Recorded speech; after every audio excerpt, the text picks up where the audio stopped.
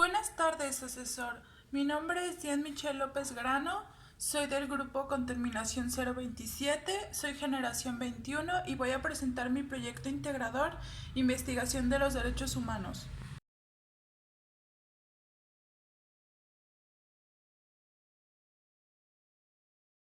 Me gustaría comenzar mi introducción aclarando que los derechos humanos son las garantías que poseemos todos a partir del nacimiento. Estas nos aseguran una vida digna sin importar nuestro sexo, nuestra etnia, nuestras creencias religiosas o ningún otro motivo, pues solo por el hecho de ser humanos estos derechos deben ser respetados. Los derechos humanos garantizan también, entre otras cosas, la diversidad cultural, pues en el pasado cada cultura vivía aislada sin necesidad de convivir con tradiciones distintas.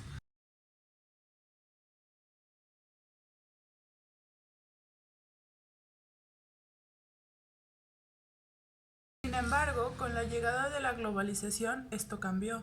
Ahora las sociedades no son solo culturalmente diversas, sino que aprecian esta diversidad y se considera parte del patrimonio común de la humanidad. Por ende, se trata de conservar. Aunque el panorama es optimista, aún nos queda mucho por trabajar, pues para que se respeten los derechos humanos en su totalidad, es necesario entender y aceptar la diversidad de culturas en nuestro país y por ende la diversidad de ideologías que existen en cada comunidad. Para esto, es necesario que las distintas expresiones culturales, propias de herencias históricamente distintas, puedan convivir armónicamente y enriquezcan a la sociedad.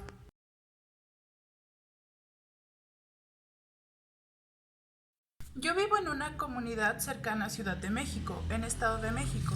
En mi comunidad, la gente es mayormente religiosa y vive en condiciones de pobreza, por lo que la falta de educación abunda aquí. La ignorancia y escasez de recursos ha permitido que las autoridades se aprovechen de la desinformación para faltar a los derechos humanos y manipular a la población creando ambientes de discriminación.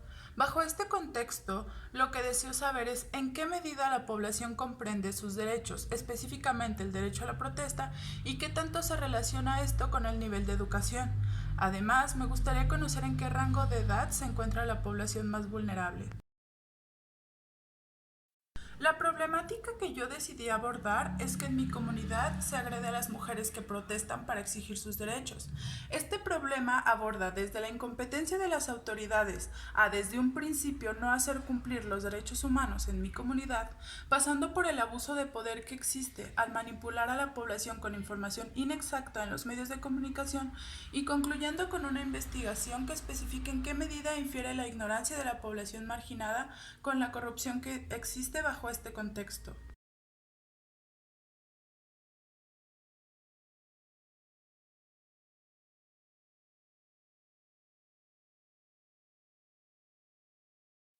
Las preguntas que delimitan los objetivos de mi investigación son, para empezar, dar a conocer el abuso de poder que existe hacia las mujeres protestantes en mi comunidad, además de conocer en qué medida influye la falta de educación a este abuso, y al final saber qué parte de la población es la más vulnerable a que se le falten sus derechos.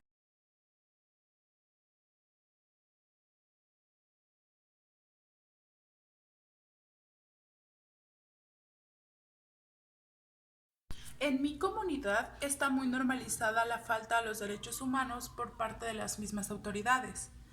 Mi hipótesis a esto es que la falta de educación ha creado un ambiente de ignorancia, en el que la gente no solo no conoce sus derechos, sino que además carece de recursos para autoeducarse acerca de este tipo de problemáticas, y por ende es vulnerable a que se le continúe faltando. Yo considero importante investigar acerca de esta cuestión para que se conozcan las faltas a los derechos humanos que hay en nuestra sociedad y cómo la misma escasez de educación por parte de la población los vuelve incapaces de reconocer sus propios derechos y esto mismo los vuelve vulnerables. Asimismo, pretendo con mi investigación concientizar a la población de cómo las autoridades han utilizado los medios de comunicación para crear un ambiente de abuso y falta a los derechos, además de evitar en la medida de lo posible que esto se vuelva a repetir. Con mi investigación pretendo entender más a fondo esta problemática y asimismo dar a conocer los resultados que esta arroja.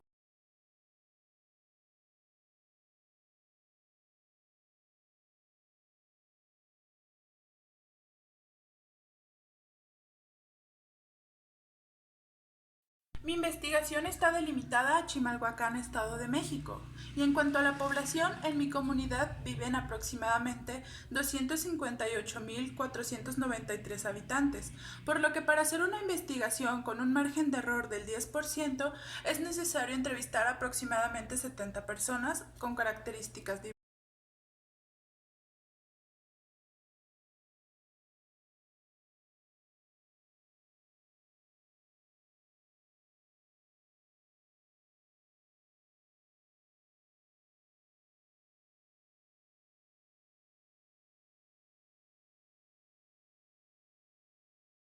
La metodología que yo incluiré en esta investigación será mixta, pues aunque entrevistaré a 70 personas aproximadamente, con preguntas cerradas para arrojar datos cuantitativos acerca de la población más vulnerable de acuerdo a su sexo, nivel educativo y rango de edad, también realizaré entrevistas más profundas para conocer su opinión acerca de la iconoclasia en las protestas, tomando en cuenta los datos anteriores.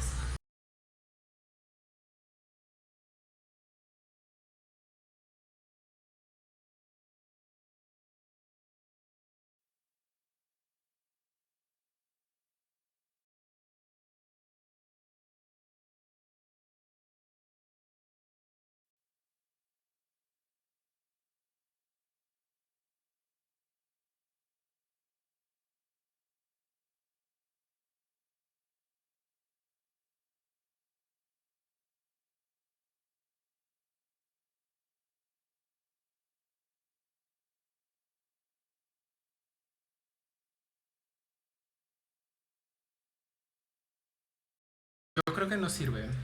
Oh, de plano no. Sí, de plano yo creo que no sirve.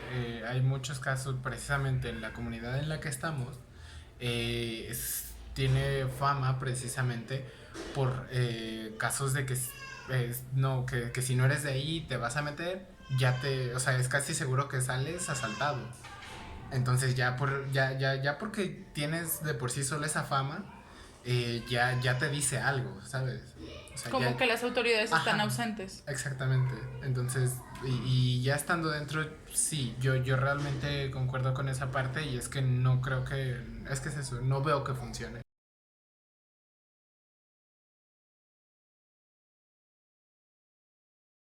Como resultado de mi investigación, me di cuenta de que la mayoría de las personas opinaba desde su contexto particular.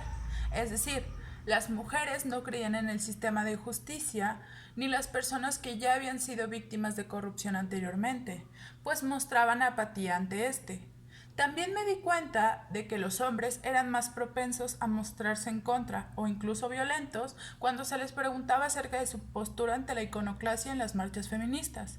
Aunque en los datos que recabé pude reconocer que la corrupción no distingue ni género, ni educación, ni rango de edad, pues no había ningún parecido entre la población más vulnerable.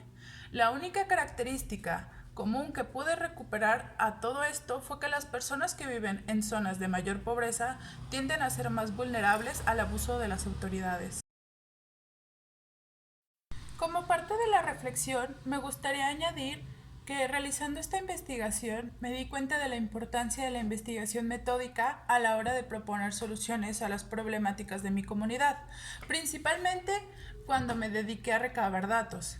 Y yo opino que de aquí pende la importancia, pues aunque cada experiencia es válida e importante, también lo es la de los demás, por lo que una investigación metódica puede brindarnos la objetividad que necesitamos para obtener el panorama de todo el problema y así poder llegar a soluciones reales. Lamentablemente, solo pude entrevistar a 53 personas de las 70 que necesitaba, por lo que mi investigación no tiene ninguna validez científica. Sin embargo, fue metódica y yo aprendí mucho de esta, por lo que para mí fue un placer realizar.